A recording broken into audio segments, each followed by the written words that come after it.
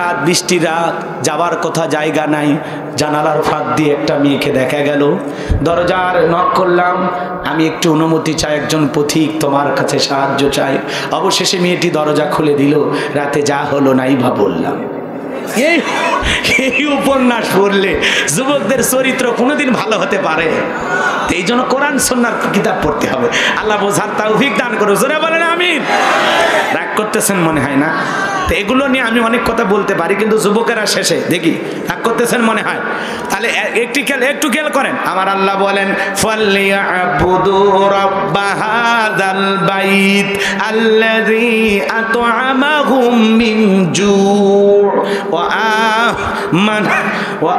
আমানাহুম মিন খাউফ। আল্লাহ বলেন এই ঘরের মালিকের ইবাদত করে। শোনেন, কোন ঘরের? এই যে তাকায় দেখেন, আল্লাহ বলেন এই ঘরের মালিকের ইবাদত করে। এই ঘরের না, আমরা ইবাদত করি এই ঘরের মালিকের। মক্কা মদিনায় যাই, আমি যখন এই সূরাটা তিলাওয়াত করেছিলাম আর যখন এই আয়াতটা তিলাওয়াত করেছিলাম বাইতুল্লাহর সামনে, মনের অবস্থা কেমন বলেন তো? কথা কয় না কে? যখনই পড়েছি ফালিয়াবুদু রাব্বা হাযাল বাইত, তখনই আমার চোখ দেওয়া ঝরে চোখের পানি চলে আসছে। এই তো সেই ঘর। আল্লাহু আকবার বলেন। আল্লাহ বলতেছেন এই ঘরের মালিকের ইবাদত করো। ইবাদত যদি ইবাদতের মতো হয়, বান্দা নামাজ যদি নামাজের মতো হয়, রুকু সিজদা যদি সিজদার মতো হয়, আমি আল্লাহ দুইটা জিনিস তোমাদেরকে দেব বান্দা। যেই কপালটা নত করে আমি আল্লাহকে সিজদা দিবা, যেই মাথাটা নত করে আমি আল্লাহর গোলামি করবা, 5 ওয়াক্ত সালাতে মাথাটা নত করার কারণে আমি আল্লাহ বলে দিলাম 1 নাম্বার, তোমার কোনো রিজেকের টেনশন করা লাগবে না। যে বান্দা 5 ওয়াক্ত সালাতে মাথা নত করে আমি আল্লাহকে সিজদা দেবে, আমার সেই বান্দাকে আমি না খাওয়ায় রাখবো না।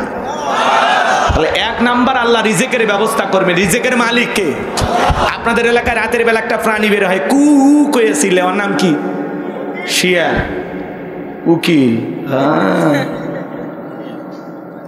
রাতের বেলায় বের হয় না?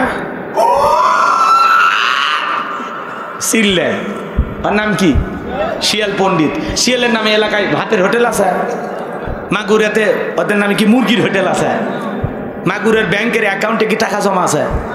তাহলে ওদেরকে খাওয়াই কে? পৃথিবীর এত মাখলুক, আল্লাহর এত সৃষ্টি, তারা কেউ রিজেকের টেনশন করে না। আল্লাহর এত সৃষ্টিকে যদি আল্লাহ রিজেক দিতে পারে না, আপনাকে আমাকে দিতে পারে কিনা? সমুদ্রের বিশাল বিশাল তিমি মাছ, যার টনকে টন খাদ্যের প্রয়োজন হয়, সেই তিমি মাছকে খাওয়াই কে? আর আপনাকে আমাকে খাওয়াবেন কে? ওয়ামা মিন দাব্বাতিন ফিল আরদি ইল্লা আলাল্লাহি রিজকুহা। আল্লাহু আকবার। আল্লাহ বলেন পৃথিবীতে এমন কোন বিচরণশীল প্রাণী নাই যা রিজেকের ব্যবস্থা আমি আল্লাহ আসমান থেকে করি না। ওই আটলান্টিক মহাসমুদ্রের 33,000 ফিট গভীরতল পানির নিচে থাকা ছোট্ট একটা প্রাণী, তার রিজেকের ব্যবস্থা আমি আল্লাহ আসমান থেকে করি। বলেন সুবহানাল্লাহ। তাহলে বলেন তো আপনার আমার রিজেকের মালিক কে? আল্লাহ রিজেকের ব্যবস্থা করবেন। এরপরে আল্লাহ বলে বান্দারে কোনো ভয় থাকবে না। নামাজ যদি নামাজের মতো আদায় করো, সিজদা যদি সিজদার মতো দাও, সকল ভয় থেকে আমি আল্লাহ পাক নিরাপত্তা দেব। আপনার আমার ভয় আছে না নাই? এ হাটের নাম কি নাকল বাজার নাকি? নাকল বাজার। আপনি বিকাশের দোকানদার, 3-4 লাখ টাকা নিয়ে রাত 2টার দিকে আপনার গ্রাম হলো রসুলপুর, ওই বাজার থেকে 10 কিলোমিটার দূরে, মনে মনে ভাবতেছেন আল্লাহ টাকা নিয়ে বাড়ি পর্যন্ত চাইতে পারবো নাকি ছিনতাইকারী ডাকাতের কবলে পড়ে টাকা যান 2টাই হারাবো। আপনার আমার ভয় আছে না নাই? দেখলেন না ডাচ বাংলা ব্যাংকের 11 কোটি টাকা, কত এ কথা কয় না কেন? 11 কোটি টাকা লুটপাট করছে, ডাকাতি করছে, ছিনতাই করছে দিনের বেলায়। টাকা খাইতে পারছে, ডিবির লোকেরা ধরছে। ওরা টাকা রাখার জিনিস পায়নি, লাস্টে পানির ট্যাঙ্কের ভিতর টাকা ঢুকে রাখছে। বদমাইশেরা, কথা কয় না কেন? আরে পুলিশ লাগবে কেন? নিরাপত্তা লাগবে কেন? যদি কোরআনের সমাজ কায়েম করতে পারেন, আল্লাহর আইন দুইয়া যদি একটা চোরের হাত কাটার আইন বাংলার জমিনে খালি ভিডিও করে দেখাইতে পারেন, ডাচ বাংলার ব্যাংকের অ্যাকাউন্টে টাকা গাড়ি ছিনতাই করা তো দূরের কথা, টাকা উঠে পড়ে থাকবি, মানুষ পাহারা দিবি, টাচ করার কারো শক্তি হবে না। এত নিরাপত্তা দেওয়া লাগে, কথা কর না কে? চুরি দুর্নীতি ছিনতাই ডাকাতি আছে না নাই? মেয়েটা কলেজে যায়, একা একা ফিরবে নাকি জামাই সাথী নিয়ে ফিরবে? আপনার আমার ভয় আছে না নাই? মেয়েটা স্কুলে গেল, ভালোভাবে বাড়িতে আসবে নাকি কার লালসার শিকার হয়ে রাস্তাঘাটে পড়ে থাকবে? আপনার আমার ভয় আছে না নাই? আজকে প্রত্যেক দিন ধর্ষণের খবর আছে না নাই? ধর্ষণ মুক্ত বাংলাদেশ করতে পারবেন তখন আল্লাহর আইন দিয়ে একজন ধর্ষণকারী নারী পুরুষের বিচার, একজন জিনাকারী নারী পুরুষের বিচার আল্লাহর আইন দিয়ে একবার করেন, একবার। যুবকেরা ধর্ষণ করা তো দূরের কথা, আর স্বপ্ন দোষ বন্ধ হয়ে যাবে। কথা কন না কে? কিন্তু বিচার করা লাগবে কার আইন দিয়া? হ্যাঁ, আল্লাহর কোরআনের সমাজ কায়েম হবে যখন, চুরি দুর্নীতি ছিনতাই ধর্ষণ বন্ধ হবে তখন। আল্লাহর আইন দিয়া ছাড়া এ সমাজের আপনি অপরাধ কমাইতে পারবেন না। রাগ করতেছেন না? বিরক্ত হেন না, বিরক্ত হেন না। আমার ভাইয়ের একটু মনোযোগ দিয়ে কথাগুলো শোনেন। তাহলে আল্লাহর আইন দিয়ে চোরের বিচার করার দরকার আছে না নাই? আল্লাহর আইন দিয়ে ধর্ষকের জিনাকারীর বিচার করার দরকার আছে না নাই? আল্লাহর আইন দিয়ে বিচার কায়েম হবে যখন, সমাজে শান্তি ফিরবে তখন। রাত 2টার দিকে মাগুরা থেকে একটা মেয়ে হেঁটে নাকাল গ্রাম পর্যন্ত পৌঁছাবে, একটা যুবক চেহারার দিকে তাকানো তো দূরের কথা, বলবে বোন আপন মায়ের পেটের ভাই মনে করে আমি তোমাকে বাড়ি পর্যন্ত পৌঁছায় দিব। সেই দিন ফিরাইতে চান? সে সমাজ আনতে চান? তাহলে আপনাকে জাগতে হবে, এ সমাজ ভাঙতে হবে। কি করতে হবে? এই সমাজ ভেঙে নতুন সমাজ গড়তে হবে। কথা বলে ঠিক কি না? যাই, ওদিকে সঙ্গীত গাওয়ার সময় নাই, আমি এত সময় আমার হাতে নাই। কষ্ট পাচ্ছেন আপনারা মনে হয়? একটু মনোযোগ দিয়ে কথাগুলো শোনেন বাজান। তাহলে ইবাদত যদি ইবাদতের মতো করতে পারি, আল্লাহ রিজেকের ব্যবস্থা করবেন, আল্লাহ সকল ভয় থেকে নিরাপত্তা দেবেন। সুবহানাল্লাহ বলো। তবে যারা এই যে ব্যাংকের, ডাচ বাংলা ব্যাংকের টাকা লুটপাট করছে, ওরা কি গ্রেপ্তার হয়েছে কিনা? তাহলে চুরি করে তোদের লাভটা কি হলো? এখন চুরি করে অপরাধ করে কি পার পাওয়া যায়? আরে ঘুমের ঘরে বউ স্বামী কম্বল চাপা দিয়ে মারছে, কেউ জানে না, তারপরে পুলিশ ভাই করছে। এই জন্য অপরাধ করে বাঁচার সুযোগ নাই তো। এই জন্য আকামগুলো বাদ দেন, ভালো হয়ে যান। এর অবশ্যই যে ক্রিমিনাল, এই যে বাস ডাকাতি, ছিনতাই, ধর্ষণ, এই যে মানুষ টুকরো টুকরো করে হত্যা করা, এদেরকে যখন বলা হয় শিখলে কই ক্রাইম পেট্রোল দিকে, এই ইন্ডিয়ান কিছু সিরিয়াল হয়, এগুলো দেখে মানুষ এগুলো ট্রেনিং নিতেছে। এজন্য বাংলার ভূখণ্ডে ইন্ডিয়ার যত সিরিয়াল আছে, যত চ্যানেল আছে, সব বন্ধ করে দেওয়া উচিত। ওই দেশে বাংলাদেশের বিটিভিও চলে না, অন্য চ্যানেল তো দূরের কথা। কথা কয় না, কথা কয় না। তাহলে যেই দেশে আমাদের চ্যানেল চলে না, সেই দেশের চ্যানেল আমার দেশে কেন চলবে? এত পিরিতি বন্ধ করা ভালো। কথা কন না কে? পিরিতি হলে সমানে সমানে হবে। আমারটা ওই দেশে চলে না, ওই দেশেরটা এই দেশে চলবে কেন? কেন? কথা কয় না কে? হ্যাঁ, ভালো ভালো কি খালি একটু স্বচ্ছ মন মানসিকতা থাকলে এদেশে ছিনতাই, ডাকাতি, চুরি এগুলো অনেকটা বন্ধ হবে। কথা কয় না? কারণ বাংলাদেশে যত কেমনে শিখলা? কয় ছবি দেখে শিখছে। কি ছবি? কয় যে ইন্ডিয়ান। কি মুভি? ধুম ধুম না, এগুলো তো আমি বুঝি না, আমি ভুলে গেছি, অনেক দিনের কথা তো। ওই ঘটনা বগুড়াতেই ঘটছিল। ছেলেকে জিজ্ঞাসা করা হয়েছে ব্যাংক ডাকাতি কেমনি শিখলা? ও বলে আমি একটা সিনেমা দেখে শিখছি কিভাবে ব্যাংক ডাকাতি করতে হয়। তাহলে এই সমস্ত সিনেমা, এই সমস্ত সিরিয়াল, এই সমস্ত নাটক বন্ধ হলে যুবকেরা এগুলো অপরাধ আর শিখতে পারবে না। কথা কন না আপনারা? ওই যে একটা মেয়েকে 6 টুকরা করলো, শুনলেন না? বাবার কান্দন কে দেখে? মেয়েটার ক্লিপ নিয়ে বাবা অঝরে চোখের পানি ছেড়ে দিয়ে কাঁদলো। ছেলেটাকে বললো মারলি কেন? কই সিরিয়াল দেখে শিখছি। এই জন্য এই সমাজের অপরাধ কমবে তখন, এই সিরিয়ালগুলো আমরা বন্ধ করতে পারবো তখন। কথা বলেন না? যাই হোক, রাগ করছেন। তাহলে আমি যে কথা বলতে চাচ্ছিলাম, ফাসল্লি লিরাব্বিকা, রবের উদ্দেশ্যে সালাত। তাহলে মুমিন জীবনের সমস্ত ইবাদত হবে কার জন্য? আল্লাযীনা হুম ফি সালাতিহিম খাশিউন, যারা নিজেদের সালাত বিনয়ের সহিত, নম্রতার সহিত, আল্লাহর ভয় নিয়ে আদায় করে, আল্লাহকে রাজি খুশি করার জন্য আল্লাহর ভয় নিয়ে 5 ওয়াক্ত সালাত মসজিদে গিয়ে কারা কারা আদায় করেন? 2 হাত তুলে দেখেন। হাত তোলেন, হাত তোলেন। আল্লাহ আমাদের সবাইকে 5 ওয়াক্ত সালাত মসজিদে গিয়ে আদায় করে তৌফিক দান করুন। জোরে বলুন আমিন। আরো জোরে বলুন আমিন। পড়বেন তো নামাজ ইনশাআল্লাহ? হাত নামান। আজকে বাংলাদেশে জুমার নামাজের জন্য মসজিদ 2 তলা 3 তলা করা হয়। আসর, মাগরিব, এশা, ফজরের সময় মুসল্লি খুঁজে পাওয়া যায় না। কথা কয় না কে?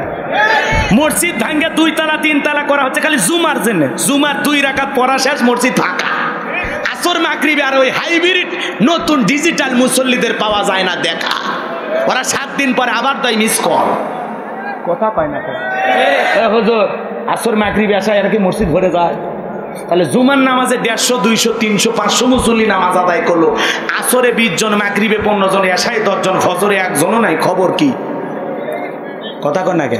এ যুবকে, এই ঘুম ভাঙলে সকাল, না ভাঙলে পরকাল। কথা কয় না কে? কেমন করে ঘুমাও তুমি ও নাকালের যুবকেরা, কেমন করে ঘুমাও তুমি ফজর করে কাজা, এমন তো হতে পারে ও তোমার জহরে জানাজা, এমন তো হতে পারে ও তোমার জহরে জানাজা। জোরে বলেন মারহাবা। রাসূল আকরাম সাল্লাল্লাহু আলাইহি ওয়াসাল্লামের জামানায় জুমার নামাজের দৃশ্য যেমন ফজরের নামাজের দৃশ্য একই রকম, কোনো উক্তি মুসল্লি কমতো না। সুবহানাল্লাহ বলবেন না? জুমার 2 রাকাত ফরজ আর মাগরিব এশায় ফজর এগুলো কি ফরজ না? এগুলো নফল, কোনো মতে পড়লেও চলে, না বললেও চলে। এই যে রমজান মাস শুরু হলে বাপরে বাপ, প্রথম তারাবির মসজিদে জায়গা হচ্ছে না, বারান্দার জায়গা হচ্ছে না, লাস্টে কি করছে, ওই যে মসজিদের সোয়াট ছিল, শালা ছিল, আপনারা কি বলেন, সোয়াট রাস্তায় পারিয়ে দেওয়া লাগছে। এত মুসল্লি, প্রথম তারাবির মুসল্লি হাঁটে না, দ্বিতীয় তারাবি তো মোটামুটি ভালো। এই 3, 4, 5, 7 দিন পার হয়ে গেল, আস্তে আস্তে তারাবির মুসল্লি কমা শুরু হয়ে গেল। এরপরে দেখবেন বাইরে যে কাতার ছিল নাই, বারান্দায় নাই, ফাঁকা হতে হতে ভিতরে আবার ঢুকছে। কথা কয় না? তারপরে দেখা যাচ্ছে 10-15টা যখন তারাবি হয়ে যায়, সেই আগের যে কয়জন নামাজি ছিল ওদেরকে খুঁজে পাওয়া যায়। আর এই মৌসুমের যে হঠাৎ মুসল্লি ভোলা ব্যাঙ্গের মতো খালি ব্যাঁ ব্যাঁ করবে, রাত চলো 2-4 দিন শেষ, আর নামাজি শেষ। কথা কয় না কেন? এই ইবাদত প্যাকেজ নাটক না, পড়লে ভালো করে পড়েন, না পড়লে আল্লাহর সাথে তামাশা করেন না। আর তারাবি মানে বলে তাড়াতাড়ি 20 মিনিটে 20 রাকাত শেষ। কিছু কিছু মুসল্লি ইমাম কয় হুজুর আরেকটু স্পিরিট বাড়ান। হুজুর বলতেছে ভাই 16 মিনিটের নিচে পারা যাবে না। ওই হুজুরের পেছনে নামাজ পড়া না পড়া সমান। মক্কা মদিনায় তারাবি পড়লাম, এক তারাবির নামাজ পড়তে 1 ঘন্টা 45 মিনিট লাগে, 1 ঘন্টা 45 মিনিট, আর এটি লাগে খালি 20 মিনিট। এর তারাবির নামাজ হয়েছে মসজিদের, আল্লাহর আসমানে পৌঁছা তো দূরের কথা, ওই নামাজ মসজিদের সিঁড়ি বেয়ে 7 পর্যন্তই যায়নি। এগুলো নামাজ পড়া যাবে না ভাই, মৌসুমের নামাজে হওয়া যাবে না। হঠাৎ মানে মসজিদ খালি মুসল্লিতে ভরে গেছে, বাপরে বাপ, যেদিক তাকায় খালি মুসল্লি। 3-4 1 সপ্তাহ তারাবি চলে গেলে আর মুসল্লি খুঁজে পাওয়া যায় না। এটা কেন ভাই?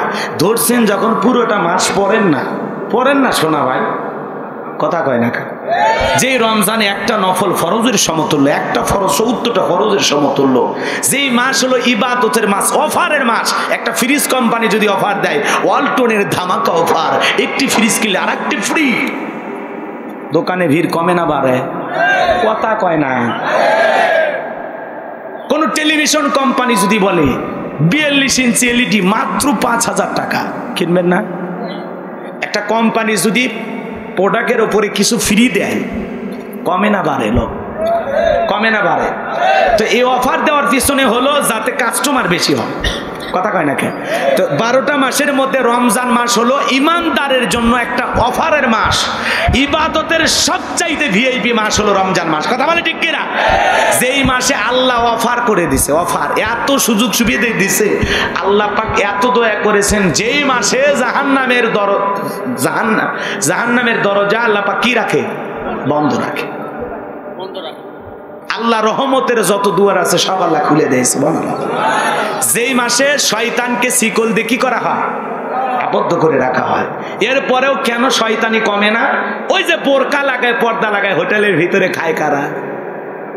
ওই যে দুলে ভাইরা যে খায় ভিতরে, কথা কয় না? মানে এরা এতই স্পেশাল মেহমান যে পর্দা লটকায় এদেরকে খাওয়ানো হচ্ছে। আপনার শরম লাগে না? রমজান মাসে দিনের বেলায় প্রকাশ্যে আপনি খাবার খান হোটেলে বসে চুরি চুরি করে, এই পর্দা লাগান লাগবে। পর্দা কল কি মনে করছে? ওই পর্দা, কালো পর্দা দেওয়ার কারণে ফেরেশতারা মনে করছে না এটি মনে মহিলা বসে আছে, ফেরেশতারা তাই মনে করছে। ওরা কি চেনে না যে এই পর্দার আড়ালে ভিতরে বসে কারা কারা হোটেলে খাইতেছে? ফেরেশতারা চেনে না আপনার? তার মানে কি লোক চক্ষুর আড়ালে একটু খাইতে চায়। হুজুর বোঝেনি তো? আহা, যুবক, আল্লাহর ভয়ে ইবাদত করতে হবে, কথা বলেন ঠিক কিনা? যাই কষ্ট পাচ্ছেন আপনারা না? তাহলে রমজান মাসে ইবাদত করবো কার? অনেক যুবক বলে হুজুর স্বপ্নদোষ হয়ে গেছে রোজা থেকে, কি অবস্থা? কোনো সমস্যা নাই। রমজান মাসে যুবকদের যদি দিনের বেলায় স্বপ্নদোষ হয়, এর কারণে রোজা নষ্ট হবে, রোজার কোনো ক্ষতি হবে। হঠাৎ করে অনিচ্ছাকৃতভাবে যদি আপনি বমি করেন, আপনার রোজা নষ্ট হবে না। ইচ্ছাকৃতভাবে বমি করলে রোজা নষ্ট হবে। এইভাবে অনেক কিছু আমরা জানার চেষ্টা করি, বোঝার চেষ্টা করি। হুজুর ঘুমাইছিলাম, স্বপ্নে অনেক কিছু খাইছি। আরে বেটা, স্বপ্ন তো স্বপ্নে, যত খাইছিস তো খাইছিস, সমস্যা কি? কথাকে বোঝা গেল?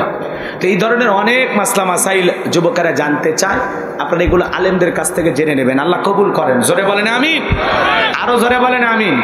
কষ্ট পাচ্ছেন মনে হয়? তাহলে ফাসল্লি লিরাব্বিকা ওয়ানহার, রবের উদ্দেশ্যে সালাত আদায় করা লাগবে। তাহলে মুমিন জীবনের ইবাদত হবে আল্লাহকে খুশি করার জন্য, গ্রামের মানুষকে দেখানোর জন্য নয়। প্রথম তারাবিতে মসজিদ যেইভাবে ভরে গেল, 30টা তারাবি পর্যন্ত যেই মসজিদ ওই রকম থাকবে, তাহলে বোঝা যায় ওই গ্রামের মানুষ রমজানের আসল স্বাদ পাইছে। রমজানের রহমত, বরকত, মাগফিরাত, নাজাত যদি পেতে চান, তাহলে প্রথম তারাবিতে মসজিদের দৃশ্য যেমন, 30 নাম্বার তারাবিতে জানে একই রকম দৃশ্য থাকে। একটা মুসল্লি জানে এদিক সেদিক না হয়। যারা কবরে গেছে ওটা আলাদা, মাফ করে দেন। রাগ করতেছেন? পারবেন এরকম মুসল্লি হতে? রমজানের 30টা তারাবি পড়ার মন মানসিকতা আপনাদের আছে তো? ইনশাআল্লাহ আল্লাহ কবুল করেন। জোরে বলেন আমিন। শোনেন, নামাজ হবে আল্লাহর জন্য। ফাওয়াইলুল লিল মুসাল্লিন আল্লাযীনা হুম আন সালাতিহিম সাহুন। লোক দেখানো সালাত আদায় করলে হবে না। লোক দেখানো সালাত আদায় করে কারা? এদিক খেয়াল কর। সংক্ষিপ্ত কথা শোনেন। নতুন জামাই শ্বশুর বাড়িতে বেড়াতে গেছে, মসজিদের মাইকে আজান হচ্ছে, আল্লাহু আকবার, আল্লাহু আকবার। শ্বশুর, শালা, জামাই এক জায়গায় বসে গল্প করতেছে। আজান শোনার পরে শ্বশুর বলতেছে, বাবা জামাই, আমি ত্রিপল হাজি 3 বার হজ করছি, 36 বছর আমার জামাত কাজা নাই, তুমি থাকো, আমি মসজিদে গেলাম। শালা বলতেছে, দুলা ভাই ছোটবেলা থেকে দেখি বাবা নামাজ পড়ে, ওই জন্য বাবার দেখা থেকে আমিও নামাজ পড়ি। কথা কয় না? বাবা যদি নামাজি হয়, ছেলেও কি হয়? নামাজি হয়। আপনি নামাজের সাথে ওঠা বসা করবেন, আপনি নামাজি হবেন। সুদখোর, ঘুষখোর, হারামখোর, নিশাখোরের সাথে ওঠা বসা করবেন, আপনি নিশাখোর হবেন। সৎসঙ্গে সর্ববাস, অসৎসঙ্গে সর্বনাশ। যেমন লোকের সাথে ওঠা বসা করবেন, আপনার চরিত্র তেমন হবে। পৃথিবীর সফল বাবা তারা, যে বাবা তার সন্তানের হাত ধরে আল্লাহর ঘরে মসজিদে নিয়ে যায়, নামাজের ভিতরে দাঁড় করায় দেয়। যারা নামাজি বাবার ছেলেও নামাজি হবে। কথা কন নাকি আপনারা? শোনেন, এক ধনী ব্যক্তি রক্তের প্রয়োজন। কথা কি বুঝতে পারছেন? তো ব্লাড কালোর সাথে মিলতেছে না, এক কৃপণের সাথে রক্তের গ্রুপ মিলে গেছে। কৃপণকে বলতেছে, এ কৃপণ, রক্ত দেওয়া লাগবে। কৃপণ বলে, আমি ঠিক মতো ভাতই খাই না, আমি রক্ত দেওয়ার মানুষ। কথা বোঝেন না? জোর করে হাসপাতালে নিয়ে গেছে, নিয়ে যায় বেডে শোয়া 3 ব্যাগ রক্ত নিছে। নেওয়ার পরে এইবার বড় লোক বেচারা 3 লাখ টাকার চেক লিখে দিয়েছে। কৃপণ বলে, ভাই এটা কি? কয় 3 লাখ টাকার চেক। কয় আরো 3 ব্যাগ নেন। কয় আপাতত লাগবে না, যদি লাগে তোরে টেলিফোন করা হবে। কয়েক মাস পর আবার ধনী বেচারা রক্ত লাগবে। হ্যালো কৃপণ, বলছে হ্যাঁ, কোন জায়গায়? কয় মাগুরের শেফালি হাসপাতাল। কয় আপনি থাকেন, আমি আসতেছি। রুগী আসার আগে কৃপণ বেডে শুয়ে 3 ব্যাগ রক্ত দেওয়া শেষ। এইবার ধনী বেচারা মাত্র দিচ্ছে 10 টাকা, 2 টাকার নোট ছেঁড়া, তার 3টে বছর আর 2টে কোনো মতে মাজা সোজা করে দাঁড়িয়ে আছে। এই 10 টাকা হাতে পায় কৃপণ বলতেছে, এই নিয়ে হাজদামি করেন কেন? আগে 3 ব্যাগ রক্ত দিলেন, 3 লাখ টাকা দিলেন, আর এইবার মাত্র 10 টাকা। কয় চুপ, দোষ আমার না, দোষ তো। কেন? কাকে আমি ধনী ছিলাম, মনটা বড় ছিল। তুই কৃপণ, তোর রক্তে ভেজাল। যেদিন থেকে তোর রক্ত আমার শরীরের ভিতরে ঢুকে গেছে, সেদিন থেকে আমি নিজেও কৃপণ হয়ে গেছি। কথা বলছেন না মনে? যেমন লোকের সাথে ওঠা বসা করবেন, আপনার চরিত্রটা ওই একই রকম হবে। নামাজি দাড়িয়ালা টুপিয়ালার সাথে ওঠা বসা করলে আপনি নামাজি দাড়িয়ালা টুপিয়ালা হবেন। আর নেশাকর গাঁজারু মাদারু জুয়ারুর সাথে ওঠা বসা করলে আপনিও নেশাকর হবেন। কেমন বন্ধু দরকার? ওই বন্ধু দরকার যে বন্ধু আজান হলে বলে, দোস্ত চলো নামাজে যাই, গল্প গুজব পরে হবে, আগে নামাজটা পড়ে আসে। ওই দোস্ত ভয়ঙ্কর। রাস্তাতে একটা মেয়ে মানুষ যায়, দোস্ত গেল রে, সেই জিনিস। ওই বন্ধু নিজেও জাহান্নামে যাবে, আপনারাও নিয়ে যাবে। কথা কোন ঠিক না? তাহলে বন্ধু ভালো লোকের সাথে ওঠা বসা করবো তো ইনশাআল্লাহ। তাহলে লোক দেখানো নামাজ নয়। জামাই চিন্তা করলে শ্বশুরও মসজিদে যায়, শালাও মসজিদে যায়, আমি নামাজ না পড়লে আমার ইজ্জত থাকে না। নিজের সম্মান বাঁচানোর জন্য সেদিন বাধ্য হয়ে শ্বশুর বাড়িতে এসে নামাজ পড়ে। নতুন নতুন জামাই দেখবেন এলাকায় কিন্তু নামাজ পড়ে। কিন্তু জামাই যখন পুরাতন হয়ে যায় ওর নামাজ চলে যায়। বিড়ি সিগারেট খাইতে খাইতে শ্বশুর বাড়ির গ্রামার ঢোকে, মুরব্বী দেখে সালামও দেয় না, কেরে ভণ্ড জামাই তোর কি হলো, কথা কয় না, তোমার হইলটা কি? নতুন জামাই তুমি নামাজ পড়লে, পুরাতন হয়ে নামাজ ভুলে গেলে, ব্যাপারটা কি? তার মানে কি সব ভান ব্যাস, লোক দেখানো, কথা কই বোঝা গেল? নেতা এসে ভাইয়ের আমার আগামীতে যদি নির্বাচিত করতে পারেন বিদ্যুৎ দেব, গ্যাস দেব, কত কি দিবের চায়। আজান হচ্ছে আল্লাহু আকবার, আল্লাহু আকবার।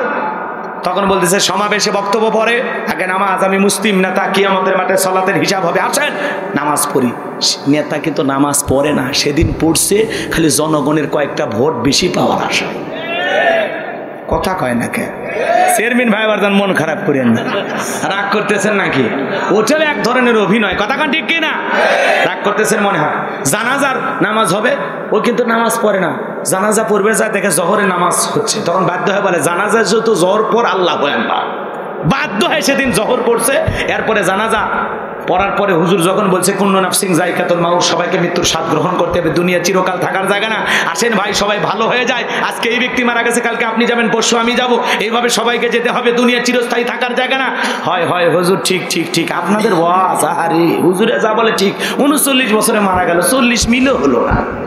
মানে এমন ও আফসোস অনুশোচনা করে যতক্ষণ মাটি না দিয়েছে কবরে, কবরে মাটি দিয়ে বাড়িতে এসে টুপি খুলছে, ও যে আফসোস করেছিল তাতে তো মসজিদের বারান্দা ছাড়ার কথা না, ওকে আসরের সময় গেছিল আর, কথা কয় না? এগুলো হলো সব লোক দেখানো নামাজ, সামাজিকতা রক্ষা করা নামাজ, এগুলো নামাজ আল্লাহর জন্য নয়, কিন্তু সালাত আদায় করবে কার জন্য? ফাসল্লি লিরাব্বিকা ওয়ানহার, রবের উদ্দেশ্যে সালাত। 2 নাম্বার রবের উদ্দেশ্যে কুরবানি। কুরবানি কার জন্য? জোরে বলেন। ওয়ানহার মানে কুরবানি করা, নিজের আমিত্ব অহংকারকে কুরবানি করা, নিজের ভিতরে পশুসুলভ আচরণকে কুরবানি করা। শোনেন, তালুকদার সাহেব 10 লাখ টাকা দিয়ে কুরবানি কিনে নিয়ে আসছে, শ্রীপুর অথবা মাগুরের রাস্তার মোড়ে বাঁধে রাখছে। মানুষ কয় তালুকদার সাহেব কত দিয়ে কিনছেন? কয় 10 লাখ। কয় ঠকেন না, আপনি জিতছেন।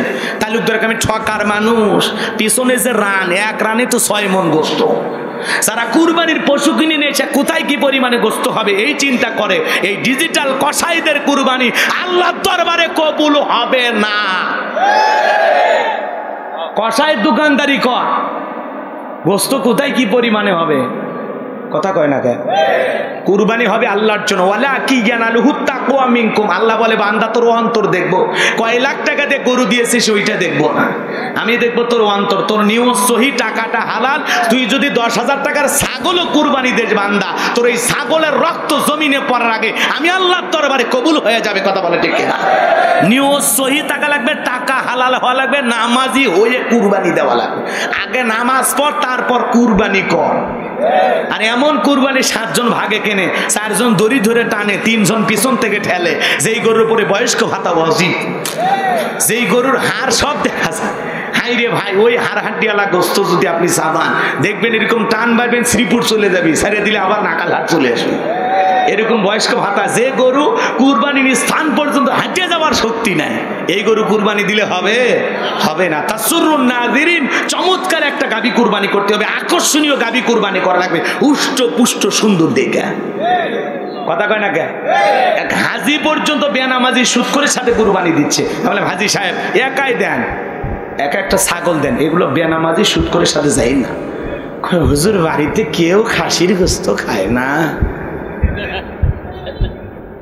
খাসির গোস্ত বাড়িতে কেউ খায় না, এই জন্য সুদারু, হুসারু, মাদারু, জুয়ারু, বেনামাজি, হাইব্রিড টাটকা শয়তান ওদের সাথে বসে কুরবানি দিচ্ছে। তোর এই কুরবানি দেওয়া আর বাজার থেকে গোস্ত কিনে খাওয়ার মধ্যে কোনো তফাৎ আছে? দিলে ভাই দেওয়ার মতো দেন। আমি কুরবানি নিয়ে বেশি ওয়াজ করবো না, কষ্ট পাচ্ছেন আপনারা মনে হয় না? অনেকে কুরবানি দেয়, কয় না দিলে ছেলে মেয়ে মানুষের দিকে তাকায় থাকবে, কিস্তি তুলে হলেও দেবো হুজুর। নতুন মেয়ের বিয়ে দিয়েছে, জামাই বাড়িতে গোস্ত না পাঠালে এতগুলো কথা মেয়েকে শোনায় দিবে, কিস্তি তুলে হলেও, সুদের উপর টাকা নিয়ে হলেও দেওয়াই লাগে।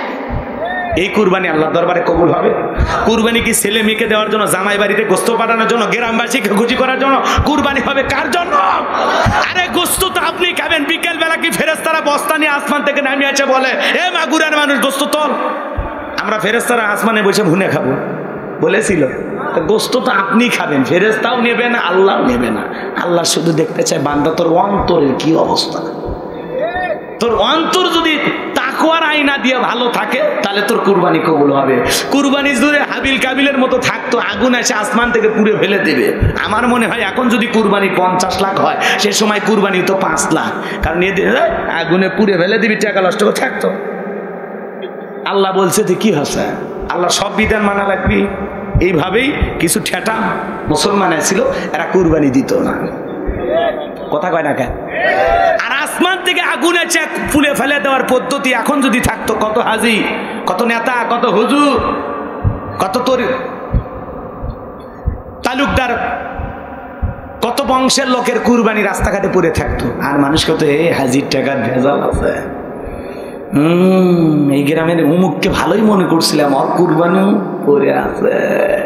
এই লজ্জা থেকে আপনাকে আমাকে বাঁচিয়ে দিয়েছেন কে?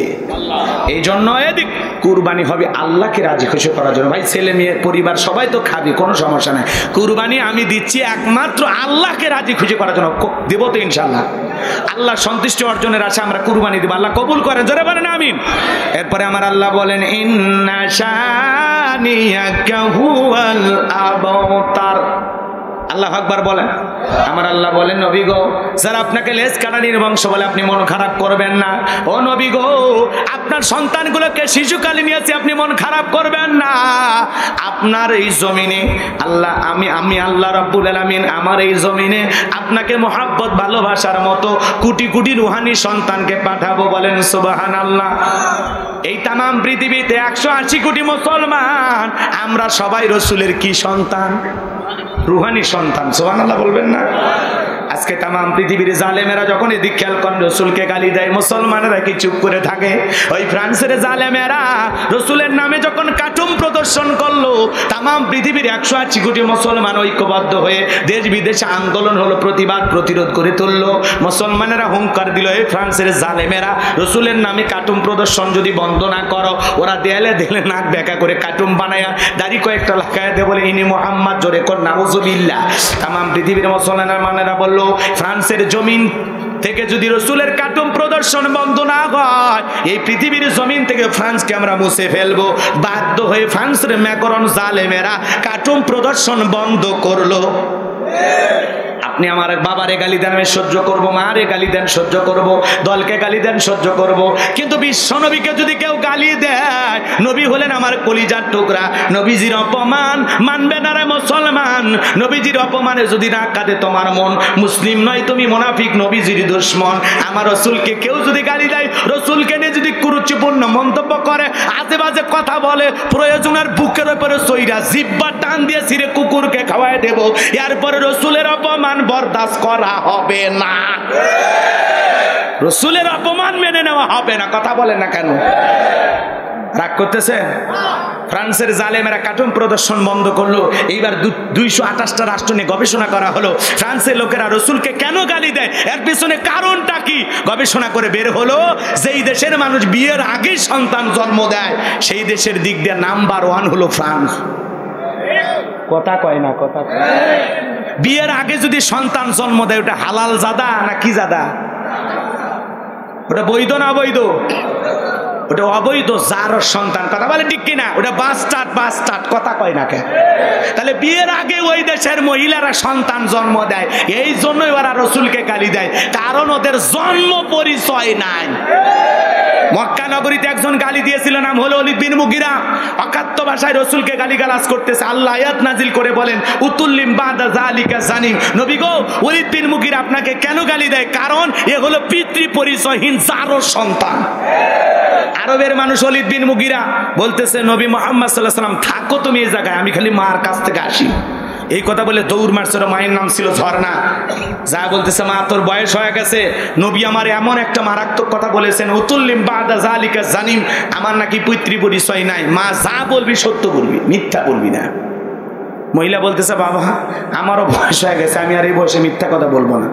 কিন্তু মনে মনে ভাবতেছে, এত গোপন খবর নবী জানলো কেমনে? নবীকে জানিয়ে দিয়েছেন কে? আমি কি বলবো? খারাপ লাগতেছে আপনাদের? রসুলের প্রতি ভালোবাসা আছে তো? কারা কারা রসুলকে ভালোবাসেন দেখি তো? লিল্লাহে তাকবীর, লিল্লাহে তাকবীর। হাত টান টান করে তোলেন। রসুলের সন্তানগুলো কেন মারা গেছে শুনবেন না? 4টা সুন্নত আপনারা শুনবেন না? এই ওলীদ বিন মুগীরার মায়ের ঘটনা। এ যুবক, এই জায়গায় একটু যুবক আর মহিলাদের একটু আলোচনা করব প্রাণ ভরে। কয়েকটা মিনিট যদি আমি আপনাদের সামনে আর কথা বলি কষ্ট হবে ভাই? শুনবেন তো ইনশাল্লাহ? লিল্লাহে তাকবীর। আপনার অত্যন্ত ভদ্র এবং বিনয়ী। এই যে বগুড়া থেকে একটা মানুষ আসছে, সে 2 মিনিট একটা কথা বলবেন, তারপরে আমরা বাকি আলোচনা শেষ করে আমরা দোয়া করব ইনশাআল্লাহ। কেউ ওঠা বসা করবেন না, কেউ ওঠা বসা করবেন না। আর 15-20 মিনিট আমাকে দেন, আমি প্রাণ ভরে কিছু কথা বলবো ইনশাআল্লাহ। হুজুরকে একটা মাইক দেন তো।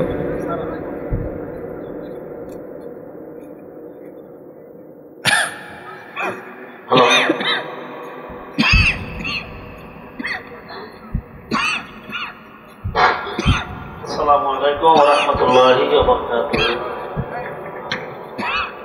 أعوذ بالله من الشيطان الرجيم. بسم الله الرحمن الرحيم.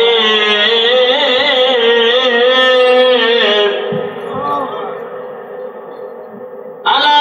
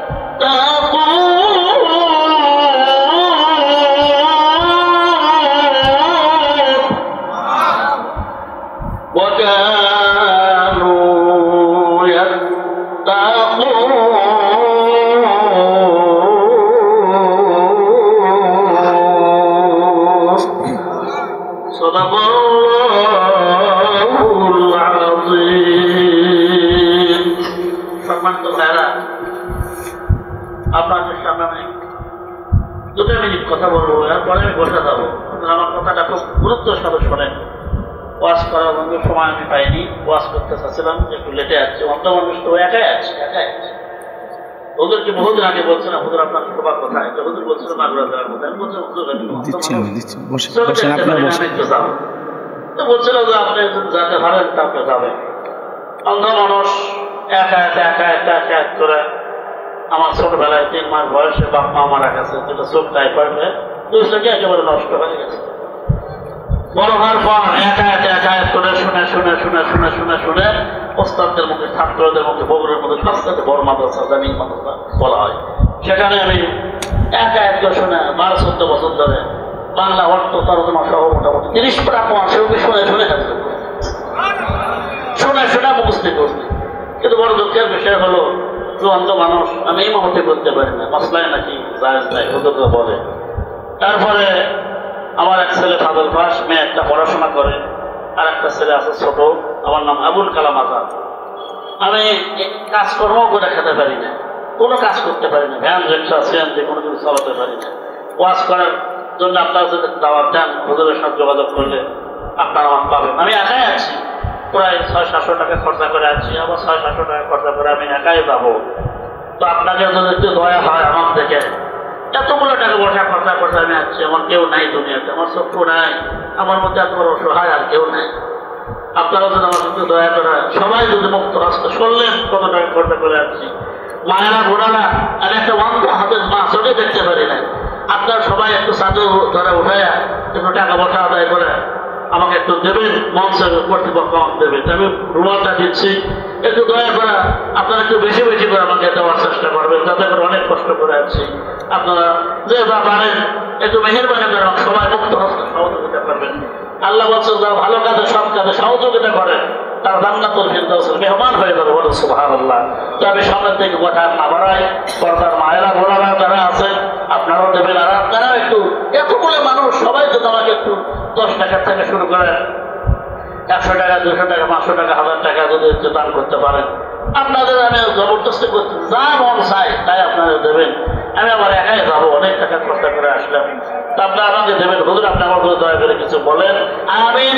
ওয়া আখিরু দাওয়ানা আলহামদুলিল্লাহি রাব্বিল আলামিন। আজকে চক্ষু নাই ভাই, বড় দুঃখী মানুষ, অসহায় লোক, হাত পা কান নাক সব আসাল আল্লাহ দিয়েছে, চোখ না থাকলেও আমি শুনে শুনে 30 টাকা বর্ষের হাজির করছি, বলছি সুবহানাল্লাহ। আপনার আমার জন্য দোয়া করবেন অন্তরন্ত স্থান থেকে। আসসালামু আলাইকুম ওয়া রাহমাতুল্লাহি ওয়া বারাকাতুহু। হুজুর আপনি কিছু বলেন। সম্মানিত ভাইরা আমার, উনি অন্ধ মানুষ, বগুড়া থেকে আসছেন। যদি একটু পারেন সহযোগিতা করবেন। ওনার পরিবার আছে, একটা মেয়ে ডাক্তারের লাইনে পড়াশোনা করে, ছেলেও পড়াশোনা করতেছে। অন্ধ মানুষ হওয়ার পরে কি বলবেন? বউ আছে, সন্তান আছে, সংসার আছে, জীবন আছে।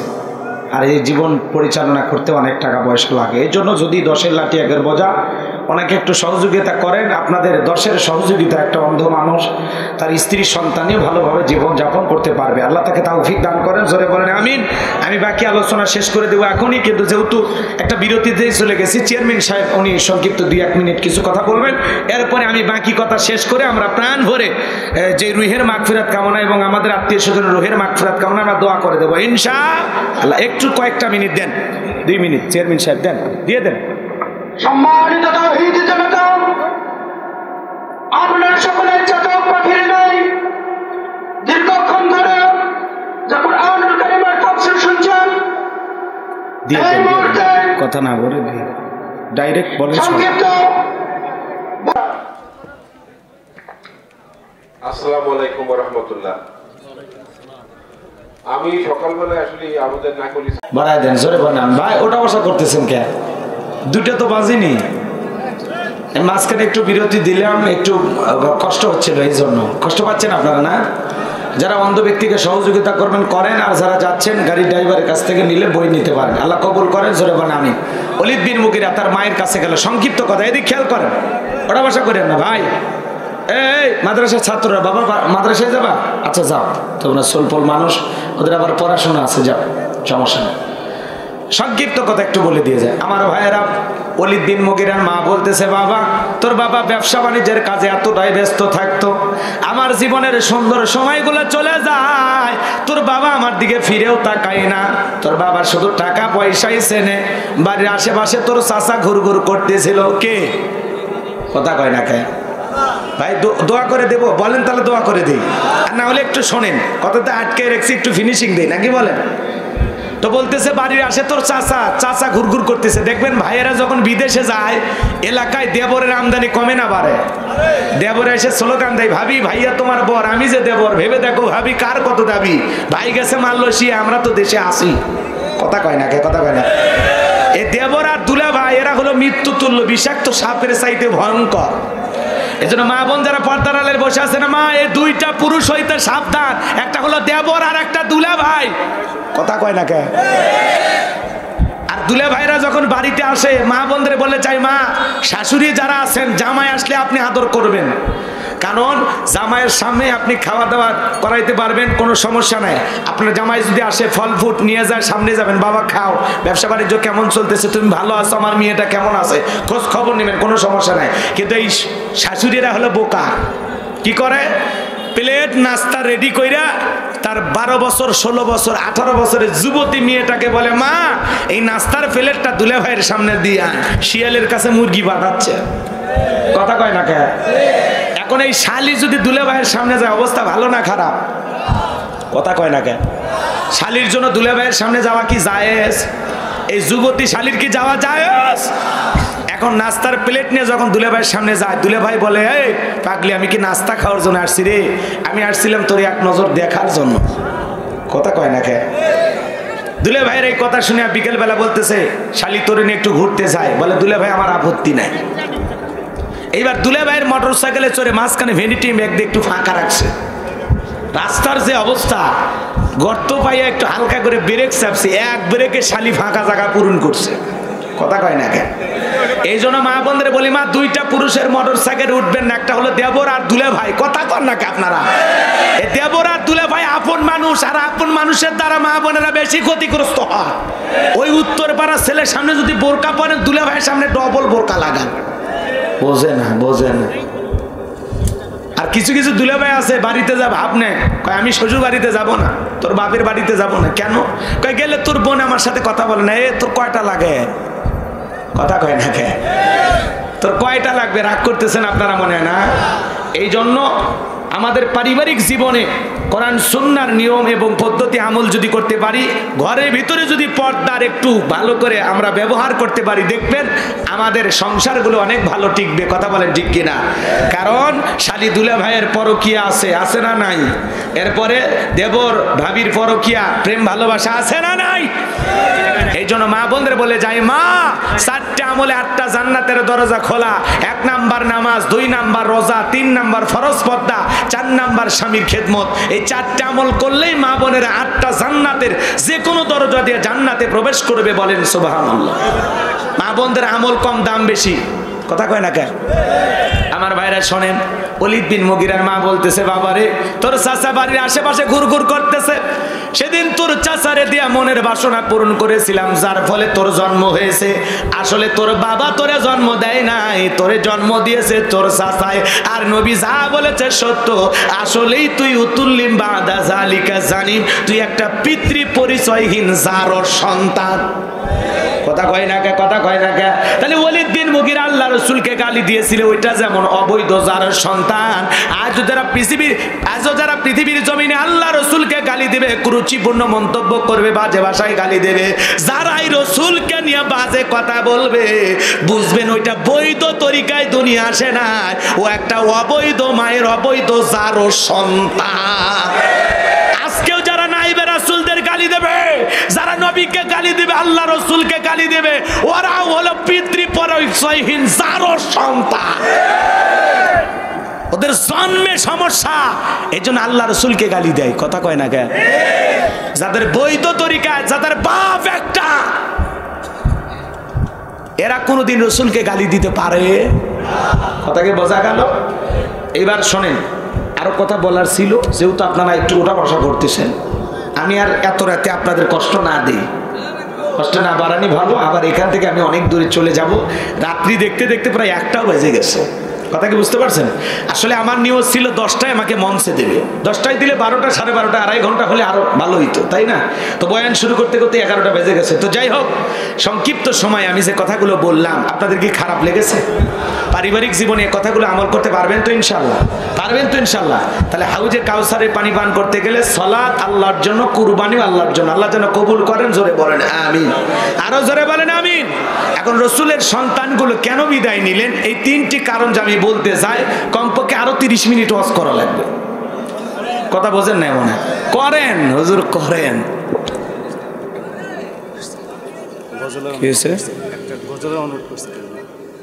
না না, আমি আর গজল গাইবো না, আমার গলার অবস্থা এমনি খারাপ হয়ে গেছে। না আসলে আসলে শোনেন, আমি ওইরকম শিল্পীও না, গজল গাইতে পারি না, এমনিতেই একটু গাওয়ার চেষ্টা করি আর কি। তো যাই হোক, শোনেন, তাহলে রাসূলের অপমান সইবে না রে। এই জায়গাতে তো একটা গজল আছে, শোনেননি? মানি না, মানব না, মানতে পারি না, আল্লাহ রাসূলের অবমাননা। বলেন, মানি না, মানব না, মানতে পারি না, আল্লাহ রাসূলের অবমাননা। অপমাননাকারীরা রক্ষা পাবে না, অপমাননাকারীরা রক্ষা পাবে না। মানি না, মানব না, মানতে পারি না, আল্লাহ রাসূলের। কথা কয় না কে? বলবেন না, মানি না, মানব না, মানতে পারি না, আল্লাহ রাসূলের। এগুলো তো মুখে আসবে না, সোনা বন্ধুর গান ঠিকই মনে আসে। হ্যাঁ, রাগ করতেছেন? বিশ্বনবীর উম্মতেরা নাও হাতে শমশিরি, খতম করো আবু জেহেলের নাতিপুতি সাগরিদ। বিশ্বনবীর উম্মতেরা নাও হাতে শমশির, খতম করো আবু জেহেলের নাতিপুতি সাগরিদ। নাস্তিকদের আস্তানাতে আগুন জ্বালাও না, নাস্তিকদের আস্তানাতে আগুন জ্বালাও না। মানি না, মানব না, মানতে পারি না, আল্লাহ রাসূলের অপমাননা। বাংলার মুসলমানরা জেগে উঠেছে, নাস্তিকদের লেজ গুটিয়ে পালাতে হবে। বিশ্বের মুসলমানেরা জেগে উঠেছে, নাস্তিকদের লেজ গুটিয়ে পালাতে হবে, নইলে তাদের হবে আজ কবর রচনা। মানি না, মানব না, মানতে পারি না, আল্লাহ রাসূলের অপমাননা। বিশ্বনবীকে ব্যঙ্গ করে করলো সিনেমা, এর জন্য দায়ী থাকবে বারাক মামা, বিশ্ব নবীকে ব্যঙ্গ করে করলো সিনেমা, এর জন্য দায়ী থাকবে বারাক মামা। বুশের মতো জুতা খাইতে সময় লাগবে না, বুশের মতো জুতা খাইতে টাইম লাগবে না। মানি না, মানবো না, মানতে পারি না আল্লাহ রসুলের অবমাননা। মানি না, মানবো না, মানতে পারি না আলেম ওলামার অবমাননা। মানি না, মানবো না, মানতে পারি না আল্লাহর কোরআনের অবমাননা। জোরে কান মারহাবা। আল্লাহ আমাদের কবুল করুন, জোরে বলুন আমিন। ওয়া আখিরি দাওয়ানা আলহামদুলিল্লাহি রাব্বিল আলামিন। বেঁচে থাকলে আবারও দেখা হবে ইনশাআল্লাহ। ভালো থাকবেন, সুস্থ থাকবেন, নিরাপদে থাকবেন এবং আল্লাহর ঘর মসজিদের সাথেই থাকবেন। বেশি করে নামাজ পড়ুন, জান্নাতের রাস্তা সহজ করুন, সিরাতাল মুস্তাকিমের প্রতীক হিসাবে আল্লাহ আমাদের কবুল করুন। আখিরি দাওয়ানা আলহামদুলিল্লাহি রাব্বিল আলামিন। দরুদ ইব্রাহিম পড়েন, যারা বই নেবেন গাড়িতে গেলে পাবেন, মঞ্চে মুনাজাতের পরে পাবেন। একটু দরুদ ইব্রাহিম পড়েন। আল্লাহুম্মা সাল্লি আলা মুহাম্মাদ ওয়া আলা মুহাম্মাদ কামা সাল্লাইতা আলা ইব্রাহিম ওয়া আলা ইব্রাহিম ইন্নাকা হামিদুম মাজিদ। আল্লাহুম্মা বারিক আলা মুহাম্মাদ ওয়া আলা মুহাম্মাদ কামা বারাকতা আলা ইব্রাহিম ওয়া আলা ইব্রাহিম ইন্নাকা হামিদুম মাজিদ। আল্লাহুম্মা আমিন। ربنا ظلمنا أنفسنا وإن لم تغفر لنا وترحمنا لنكونن من الخاسرين। 8 নম্বর, নাকল ইউনিয়নের সাবেক চেয়ারম্যান অবর আলী দা, পূর্বপাড়া বাইতুল নূর জামে মসজিদের প্রতিষ্ঠাতা মরহুম চাঁদ আলী মোল্লা এবং সকল মুসলিম উম্মাহের আত্মার মাগফিরাত কামনা আজকের 8ম বার্ষিক তাফসীরুল কোরআন মাহফিলের সভাপতি জনাব হুমায়ুনুর রশিদ মুহিত সাহেবকে আল্লাহ কবুল করে নেন। প্রধান অতিথি আলহাজ অ্যাডভোকেট সাইফুজ্জামান শিকর সাহেবকে আল্লাহ কবুল করে নেন। বিশেষ অতিথি যাদের নাম আছে আল্লাহ কবুল করেন। সার্বিক সহযোগিতায় জনাব মোহাম্মদ ডাবলু মোল্লাকে কবুল করেন, জনাব মোহাম্মদ জিল্লুর রহমান জিল্লু, জনাব মোহাম্মদ মীর জুয়েল, আল্লাহ সবাইকে আপনি কবুল আর মঞ্জুরি করে নেন। যে বাড়িতে খানা খাইলাম বসলাম ওই বাড়ির উপর খাস রহমত বরকত নাজিল করেন। যত উলামা ইকরাম কথা বলেছেন, হযরত মাওলানা হাফিজ কারি ইয়াসিন আরাফাত কথা বলেছেন, হযরত মাওলানা রবিউল ইসলাম আমার প্রিয় ভাই, এই রব্বুল আলামিন মাগরিব থেকে পর্যন্ত যত উলামা ইকরাম কথা বলেছেন আল্লাহ প্রত্যেকের জবানে বরকত দিয়ে দেন। আল্লাহ এই মাহফিলের জন্য নগদে বাকিতে যত মানুষ টাকা পয়সা দান করেছে আল্লাহ কবুল করে নেন। এই দানের উসিলা করে কোটি কোটি টাকার মালিক বানায়া দেন আল্লাহ। যাদেরকে কেন্দ্র করে আজকের মাহফিল সাজানো হয়েছে, সম্মানিত চেয়ারম্যান সাহেব মারা গেছে আল্লাহ, চান আলী মোল্লা মালিগু, তার কবরটা তুমি জান্নাতের বাগান বানায় দিও। তার কলিজার টুকরা সন্তান সহ বন্ধু বান্ধব এলাকাবাসী আজকের আয়োজন করেছে আল্লাহ কবুল করে নেন। আল্লাহ মসজিদের সভাপতি সেক্রেটারি মুসল্লি যারা আছে আল্লাহ কবুল করে নেন। সম্মানিত চেয়ারম্যান মহোদয়ের হায়াত আল্লাহ বাড়ায়া দেন আল্লাহ। মাহফিলের জন্য যত মানুষ লাইটিং মাইটিং পোস্টার ব্যানার ডেকোরেটর সহ সার্বিক সহযোগিতা করেছেন সবাইকে দুনিয়া আখিরাতের উত্তম জাযা দান করেন। আগামী বছর বড় কোনো আলেম নিয়ে এসে এ মাঠে কোরআনে তাফসীর করা তৌফিক দেন আল্লাহ। আমি গুনাহগার দীর্ঘ সময় আলোচনা করেছি আল্লাহ, যে আলোচনা হয়েছে বক্তা শ্রোতা সবাইকে বাস্তব জীবনে কথাগুলো আমল করা তৌফিক দেন আল্লাহ। এই অন্ধ ব্যক্তিকে যারা সহযোগিতা করেছে টাকা পয়সা দিয়ে তাদের হায়াত বাড়া দেন, জিন্দেগির গুনাহগুলো মাফ করে দেন আল্লাহ। আমাদের জীবনে একটাবার খানায় কাবাই কবুল করে নেন, রাসূলুল্লাহ রওজা পাকে দাঁড়িয়ে সালাম দেওয়ার সুযোগ করে দেন আল্লাহ। আমাদের জানা অজানা ছোট বড় গোপন প্রকাশের যত গুনাহ আছে আল্লাহ আমাদের তামাম জিন্দেগির গুনাহগুলো আপনি মাফ করে দেন। এমন জায়গায় বসে গুনাহ করেছি দুনিয়ার কেউ জানেন আল্লাহ, আপনি জানেন আল্লাহ। আমাদের সকলের তামাম জিন্দেগির গুনাহগুলো মাফ করে দেন আল্লাহ। আমাদের পিতামাতা আত্মীয় স্বজন যারা কবরে চলে গেছে মাফ করে দেন। মা হারা বাবা হারা এতিম সন্তান যারা হাত তুলেছে, যাদের চোখের পানি জমিনে পড়ার আগে তাদের পিতামাতাকে আপনি মাফ করে দেন। রব্বির হামহুমা কামা রব্বায়ানি সগীরা, ওয়া রব্বির হামহুমা কামা রব্বায়ানি সগীরা। আল্লাহ আমার হামিদুল ভাই দোয়া চেয়েছেন, তার ভাই পিতামাতা অনেকে কবরে চলে গেছে, তাদেরকে আপনি মাফ করে দেন।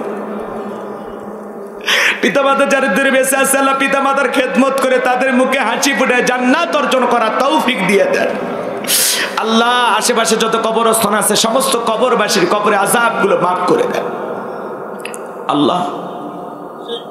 পর্দানিশী মা বোনের আলোচনা শুনেছে, মা বোনের হায়াত বাড়ায় দেন, পর্দা করা তৌফিক দেন, স্বামীর খেদমত করা তৌফিক দেন, নামাজি বান্দি হিসেবে কবুল করে নেন।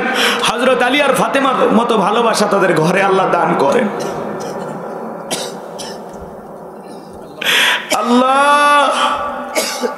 সামনে পবিত্র রমজান মাস, আল্লাহ রমাদানের বরকত আমাদেরকে দাও। আল্লাহুম্মা বারিক লানা ফি রজব ওয়া শাবান ওয়া বাল্লিগনা ফি রমাদান। আল্লাহ আল্লাহ আমাদের সবাইকে এই কোরআন নাজিলের মাসে ইবাদত করে আল্লাহ আমাদের বাকি জীবন কাটানোর তৌফিক দিয়ে দেন। আল্লাহ আমরা বড় অপরাধী, গুনাহগার, পাপী বান্দা। আল্লাহ নফসের তাড়নায় পড়ে দুনিয়ার মহাব্বতে পড়ে এত গুনাহ করেছি, আমাদের চাইতে গুনাহগার আল্লাহ তোমার এই জমিনে আর কেউ নাই। আল্লাহ আমি ছাড়া তোমার বান্দার অভাব নাই, তুমি ছাড়া তো আমাদের আর কোনো আল্লাহ নাই। আল্লাহ আমাদের সকলের তামাম জিন্দেগির গুনাহগুলো আপনি মাফ করে দেন। ওই কঠিন জাহান্নামের আগুন থেকে আমাদের মুক্তি দেন। রব্বানা আসরিফান্না আযাবা জাহান্নাম ইন্না আযাবাহা কানা গরামা। রব্বানা আতিনা ফিদ দুনিয়া হাসানাতাও ওয়া ফিল আখিরাতি হাসানাতাও ওয়া কিনা আযাবান নার। আল্লাহ আল্লাহ আমার সাদিক ভাই, হারুন ভাই, আব্দুর রহিম ভাইকে আল্লাহ কবুল করেন। আল্লাহ বন্ধু হাফিজ সাহেব, আবুল কালাম আজাদ, আল্লাহ যাকে যারা সহযোগিতা করেছে আল্লাহ কবুল করে নেন। আল্লাহ এই মাহফিল প্রতি বছর বাস্তবায়ন করা তৌফিক দেন। দূর দূরান্তে কষ্ট করে কোরআনের মহব্বতে যত মানুষ শুরু হয়েছে আল্লাহ সবাইকে নিরাপদে বাড়ি পর্যন্ত পৌঁছার তৌফিক দান করুন। সবাইকে আপনার রহমতের চাদরে আবৃত করুন। আল্লাহ জীবনে কোনোদিন যদি মাগুরাবাসীর সাথে দেখা না হয়, এই মুখগুলো জান্নাতের সিঁড়িতে পরিচয় করে দিও আল্লাহ। সূরা কাউসারের শিক্ষা বাস্তব জীবনে আমল করা তৌফিক দাও। রসুলের খাঁটি রুহানি সন্তান, রসুল প্রেমিক উম্মত হওয়ার আমাদের তৌফিক দাও আল্লাহ। রসুলের হাতে এক পেলা হাউজে কাউসারের পানি কঠিন কিয়ামতের মুসিবতের দিনে আমাদের পান করার সৌভাগ্য দান করিও আল্লাহ। আমাদের সকলের দোয়াকে কবুল করে নেন। যার যা মনের আশা বাসনা আল্লাহ পূরণ করে দেন। আল্লাহ যে বাড়িতে খানা খাইলাম বসলাম ওই বাড়ির উপর খাস রহমত বরকত নাজিল করে। আমার লেখা বই যারা কিনবে তাদের হায়াত বাড়ায় দেন, জিন্দেগির গুনাহগুলো মাফ করে দেন। এই বইয়ের ভিতরে যত কথা লেখা আছে কবুল করে নেন, আমল করা তৌফিক দেন। সুবহান রাব্বিকা রাব্বিল ইজ্জাতি আম্মা ইয়াসিফুন ওয়া সালামুন আলাল মুরসালিন আলহামদুলিল্লাহি রাব্বিল আলামিন।